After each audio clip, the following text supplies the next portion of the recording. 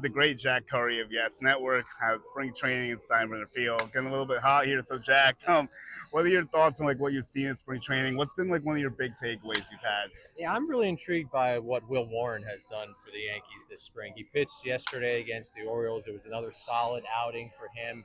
And as the Yankees look to assemble their rotation for the 2025 season, I think Warren, somebody who got a taste of the major leagues last season but struggled, I think he looms as someone who is very interesting. And also, in conjunction with that, Julian, Carlos Carrasco signed to a minor league contract by the Yankees. Those two pitchers vying for a spot in the rotation. Very interesting battle going on right now. Yeah, I've really liked Warren. I've covered him before. Cookie looked good the other night. We were here, so I'll go to offense and then we'll see what we think there. So with the bats, like, what's your biggest concern offensively for the Yankees? Like, what do you think is going to be their biggest hindrance for all the injuries that's taking place? Yeah, I think right now with Stanton not starting the season because he's going to be on the IL with the elbow issues, I think the Yankees need some right-handed pop. I think that's one of the things we've heard Aaron Boone and general manager Brian Cashman talk about.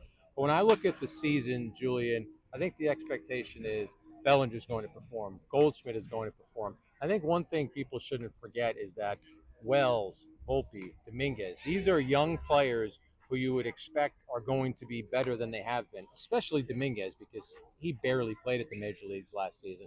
So I think that's where some of their offense absolutely has to come from. Okay, last one. So out of those hitters, or maybe who's a hitter on your radar? Maybe people aren't thinking about that you're expecting big things from in 25. Well, I think people are thinking about him, but I would go with Jazz Chisholm Jr. because for the 46 games that he played with the Yankees last season, he was dynamic. Yeah, 11 homers, 18 stolen bases. Let your viewers do the math, but if you prorate that over a full season, there's some pretty gaudy numbers.